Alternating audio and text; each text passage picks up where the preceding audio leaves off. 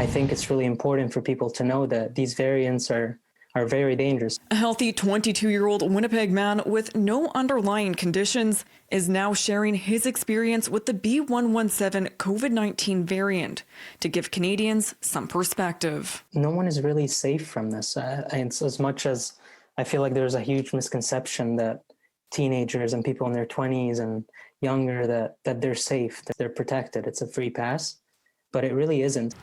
Peter Solomon found himself here at the St. Boniface Emergency Department after his dad was identified as a close contact and his parents both tested positive. Solomon's oxygen had dropped to 70.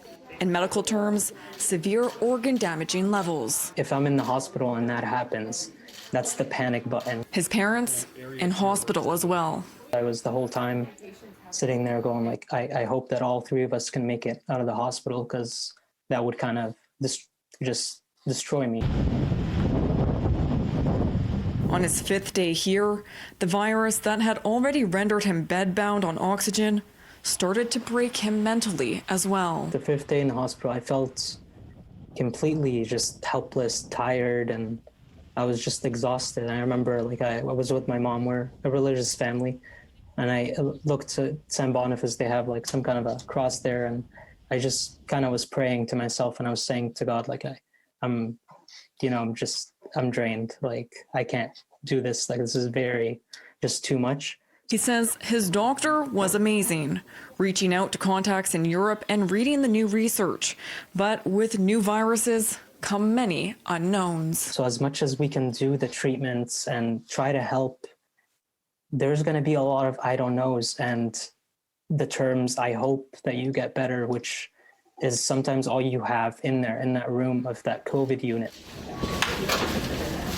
Slowly, Solomon did start to get better. His mom and dad made it through as well.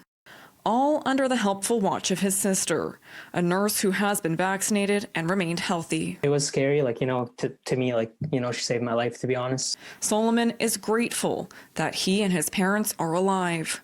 He is still feeling the draining effects of the pneumonia and is hoping to recover without any long-term effects. He's sharing his story to help others understand the pandemic is not over. I could see a lot of people, kind of trying to go back to normal living and getting very comfortable. And as much as that's what we want, we have to look at reality and just be realistic and start to care about one another, because I may be recovering, but other people might not get that chance. In Winnipeg, Stephanie Lasuk, City News.